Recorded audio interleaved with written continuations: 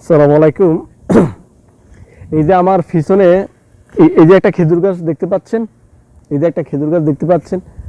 এই খেজুর গাছটা একজনে রোপণ করছে, তারপরে আস্তে আস্তে এগুলো বড় হয়েছে। এগুলোর মধ্যে এই যে আরো অনেক খালি জায়গা আছে, এই খালি জায়গার মধ্যে কিন্তু খেজুর গাছ উঠে নাই।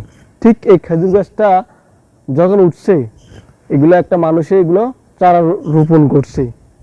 ঠিক আছে, এগুলো কিন্তু এমনি এমনি এগুলো হয় নাই। এই যে বাড়ি, এই যে সব কিছু আপনাদেরকে একটু ঘুরে দেখায়। এই যে সব কিছু যে এখানে দেখছেন, এই সব কিছু কিন্তু মানে মানে এমনি এমনি হয় নাই।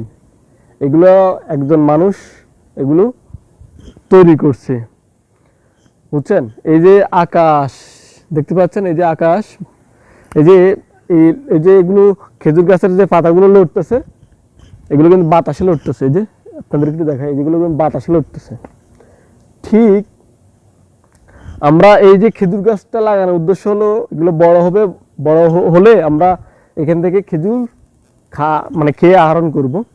এই খেজুর গাছগুলো লাগানোর উদ্দেশ্য হলো একটাই, এগুলো থেকে আমরা খেজুর খাবো।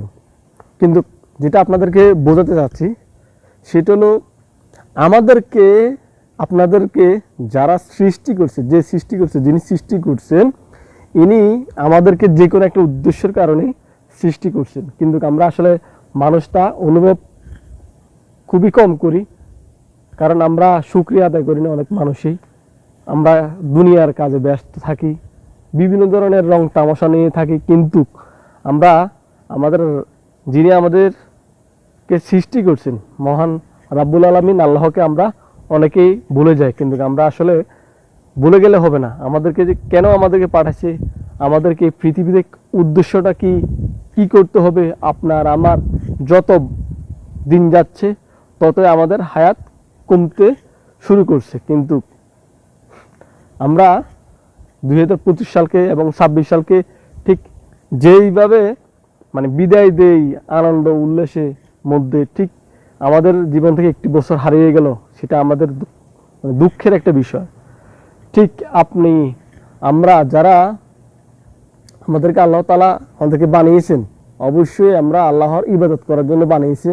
কারণ আমরা আল্লাহর সব সময় প্রতিটা জিনিস আমরা আল্লাহর সন্তুষ্টির জন্য আমরা শুকরিয়া আদায় করব। এই পৃথিবীতে আমরা যারা বিদেশে আছি তারা তো কাজ করতেই আসে, কিন্তু যারা প্রবাসে এসে দেখে যে আসলে এই দেশের মানুষ